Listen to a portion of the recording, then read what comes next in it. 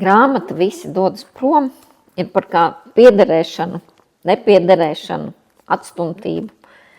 Par to, vai mēs iekļaujamies kādā grupā, vai mūsu draugi pamet, vai viņi paliek ar mums kopā. Šī grāmata ir par zēnu Franku, kurš paliek viens un tiek galā ar šo situāciju. Šī grāmata ir par emocijām, par to, kā mēs jūtamies paši, kā jūtās mūsu draugi. Un lasot šo grāmatu, mums ir ļoti daudz par ko domāt. Autore Eva Lindstrēm ir ļoti slavena zviedru māksliniece, un viņas grāmatas parasti ir ļoti emocionāli piesācinātas un spēja radīt mums ļoti daudz domu par to, kā jūtamies mēs paši. Tulkotāja Mudita Trēmane arī ir ļoti zināma tulkotāja, un daudzas Astrīdas Lindgrēnas grāmatas ir nokļuvušas pie mums ar Muditas palīdzību. Viņa ir tulkojusi daudz.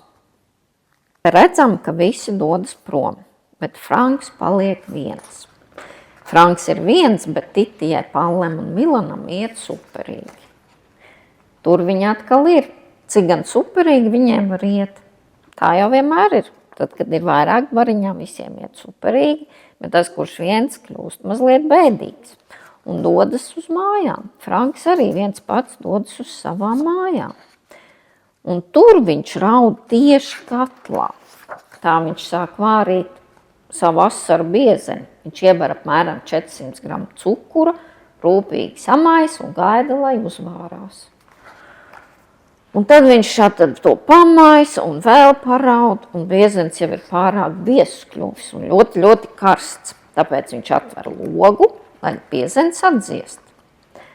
Bet pa logu pēkšņi kāds skatās iekšā. Kā tad tie ir visi trīs viņa draugi, kuri ļoti interesējas, kas tad notiek Franka mājās. Un tas notiek vēlāk, kad Franks visu ir sagatavojis, kad viņš ir uzglājis galdu un uzvārījis tēju un uzgraustējis maizi, draugi pēkšņi pie viņa atnāk. Un arī grib gan tēju, gan marmelādi un sviestmaizi. Kā jūs domājat, vai viņi paliks pie viņa un viņi kopā draudzēsies, vai tomēr visi trīs atkal dosies prom, kad būs pāēduši? To mēs visu varam mēģināt saprast, izlasot un skatoties skaisto Evas Lindgrēnas grāmatu Visi dodas prom.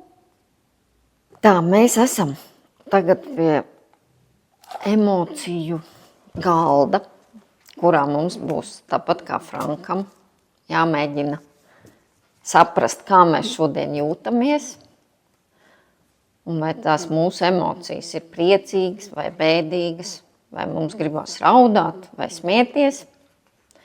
Un mums vajadzētu, tāpat kā Frankam, saprast, ko ar to visu darīt un iesākt.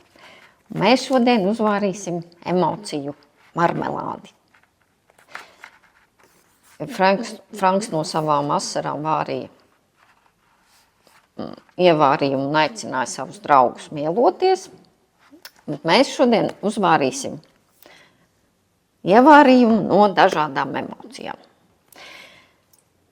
Sākumā mēģināsim saprast, kādas emocijas var būt, kā mēs jūtamies, vai mēs to varam sev noformulēt, vai mēs šodien jūtamies priecīgi, ļoti priecīgi, mazliet priecīgi, vai mēs jūtamies mazliet bēdīgi, varbūt kāds notikums ir ietekmējis mūs un mēs jūtamies skumji.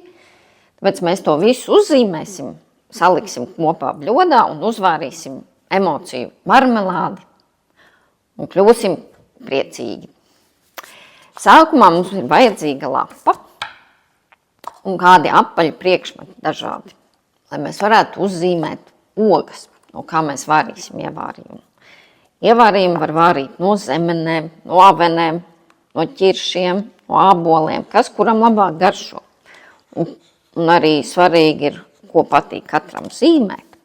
Arī ogas ir dažādos izmēros, tāpēc mēs varam izmantot dažādus apaļus priekšmetus. Ja kādam patīk zīmēt ar cirkuli, varam zīmēt ar cirkuli. Varam arī kādu bumbi ar formu uzzīmēt apaļu un tad uzzīmēt kādu bumbieru galiņu. Un tad, kad mēs esam sazīmējuši dažādu ogas uz lapas, mēs ņemam šķēres un griežam visu ārā. Es jau tā esmu sev izgriezu uz kaudzīti un ņemšu un sākšu zīmēt ogas, no kurām es gribu taisīt šo ievārījumu. Sākumā es gribētu zemeņu ievārījumu.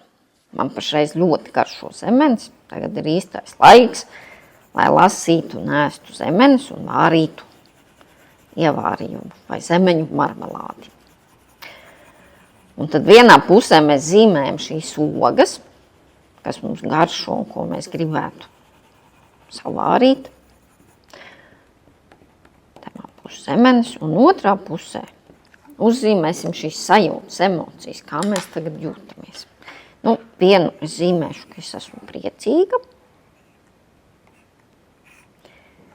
jo ārā ir sākusies vasara, un man ļoti garšo zemenes. Tā, un to es likšu bļodā, no kuras man jau te ir jau saliktas ogas dažādas, ko man ir bērni sazīmējuši. Te ir priecīga arī avenīta. Un te arī ir priecīgs, bet ir arī bēdīgas odziņas. Un ja mēs viņus visus saliekam kopā un savāram, redz, kur raudoša emocija, tad mums sanāk kopā garšīga marmelāde. Savārīsim un pagaršosim. Ļoti garda. Un mēs arī izdomāsim nosaukumu. Tas jūsu uzdevums izdomāt, kā sauc šo emociju marmelādi. Tā, un otrs uzdevums ar emocijām mums būs uztaisīt metamo kauliņu. Vārot marmelādi, mēs jau iepazinām dažādas emocijas. Un tagad šīs emocijas jums ir jāuzzīmē uz metamā kauliņa, ko paraugi jūs varat atrast liels un mazs mājaslapā pie ierosmes materiāliem. Šai grāmatai visi dodas prom. Un te ir paraudziņš, kā izskatās metamais kauliņš. Jūs paši varat viņu uzzīmēt un izgriezt. Varat izmantot jau dotās emocijas, bet varat izdomāt paši savus. Piemēram, šodien es jūtos ļoti, ļoti priecīgs. Un priecājos. Un apkārt varat skumju uzzīmēt, bēdīgas sejiņas, kādas vien jūs vēlaties, dusmīgas. Un tad kopā ar draugiem katrs met vienu reizi un mēģina parādīt šo sejiņu, piemēram, bēdīgu šodien es esmu. Un lai draugi atmin, kāds jūs jūtaties. Vai ļoti priecīgs. Un tā jūs varat iziet pa apli kopā un dažādi mēģināt noformulēt ne tikai vārdos, bet arī savā mīmikā un sejas izteiksmē, kā jūs jūtaties. Tāpat kā Franks grāmatā arī jutās bēdīgs, tad, kad draugi aizgāja prom. To jūs arī varat mēģināt uzmest, kā jutās Franks. Jā, viņš tieši raudāja un vārīja asaru marmelādi. Lai jums izdodas neraudāt un uzmest pareizo emociju.